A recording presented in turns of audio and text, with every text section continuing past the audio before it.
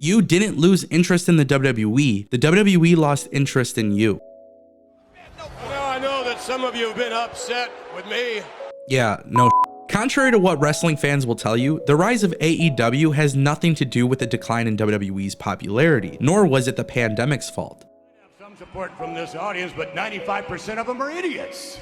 See, WWE has been having this issue for years, and that's why I think, like many of you, there's not a specific moment in WWE television history where we just simply decided to stop watching. Now, just the other day, somebody asked me, when was the last time that you truly enjoyed watching WWE on a weekly basis? Every hour, every show, every week? And to be honest with you, I really don't know. Now, I can recall 2016 or 2017 being the year that I was the most intrigued by WWE in recent memory.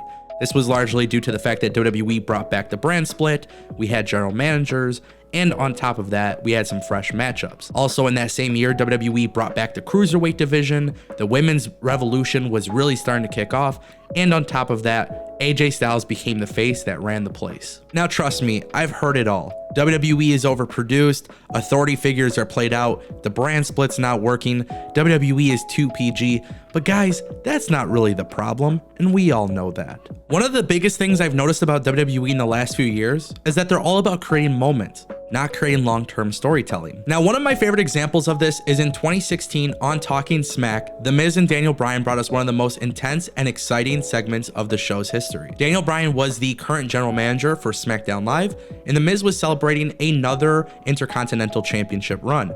Daniel Bryan called The Miz a coward, and The Miz pretty much delivered one of the most emotional and intense promos of his life. Coward. Now, throughout all the years, this promo has actually been seen over 3 million times on YouTube and continues to live on as a great moment on WWE's Talking Smack history. This famous segment had it all: intensity, emotion, and even a sense of realism.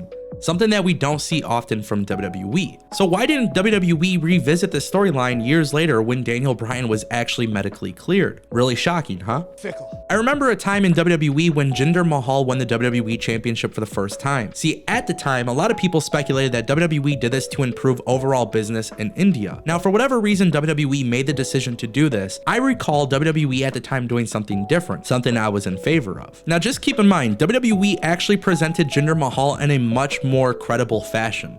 He was given the Bollywood Boys as his sidekick, and on top of that, he was actually given some really cool matches on WWE television. One that comes to mind is when he actually hit the Colossus on Randy Orton.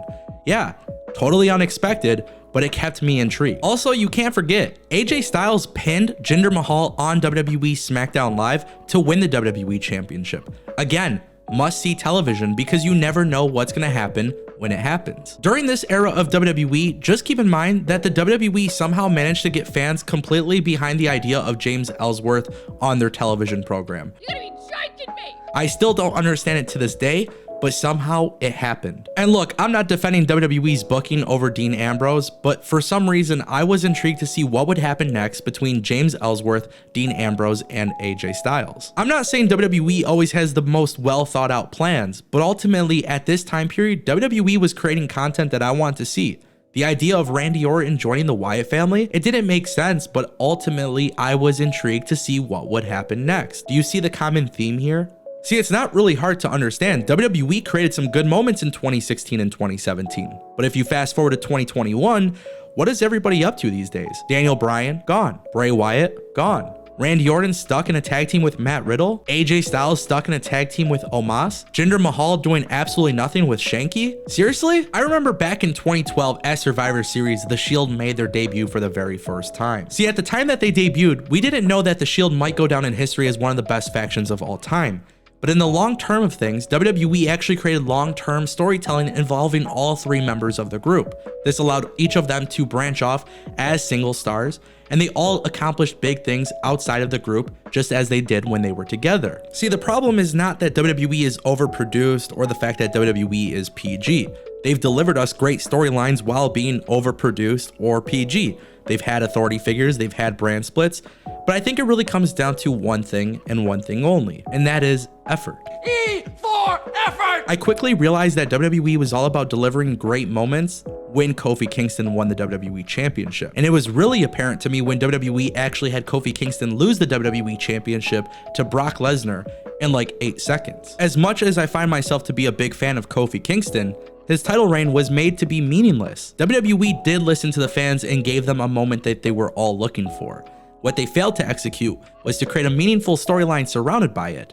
Because now, as you fast forward, what is Kofi Kingston up to these days? Back to where he was before the WWE Championship. WWE has all the potential in the world to give you compelling TV.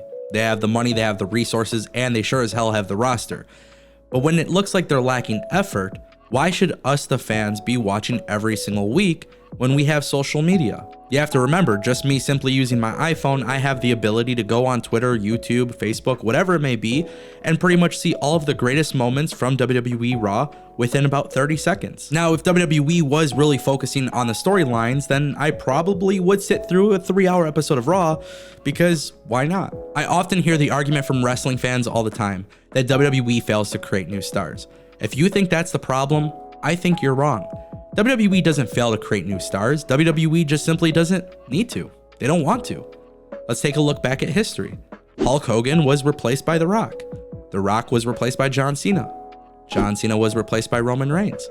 Who is going to replace Roman Reigns in a couple years? My guess? Braun Breaker. At least that's the way it looks like it's happening in NXT 2.0. The future is bright for the kid.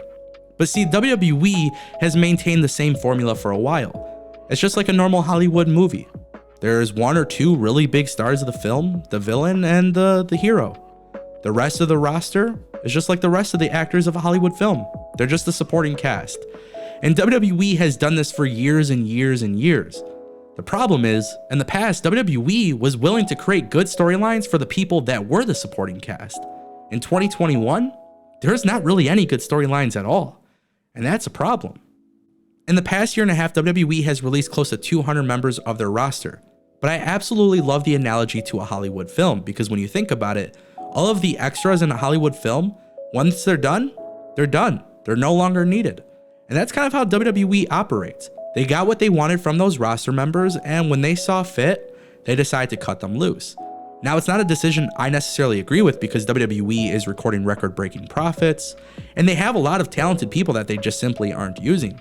But once you really learn WWE's formula, you start to realize WWE is never going to change. It's a formula that works for them. It just doesn't work for us. Now, of course, as time goes on, I do believe WWE can start to improve if they choose to, but I really hope they put their best foot forward when it comes to delivering compelling storylines. That's simply what it's all about. I have the ability to access everything on my cell phone within 30 seconds. I can get the results, the clips, the highlights, and right now, that seems to be the best method of consuming WWE television. But I do hope that eventually WWE decides to put a little bit more effort into their product, because if they do, I think it would actually be worth watching every single hour, every single week, because I used to do that. WWE is no longer interested in me as a fan. I'm not part of their target audience, and that's completely fine. But I do think one day they can change if they want to. That just depends on who's ever running the show. And for that, we'll see.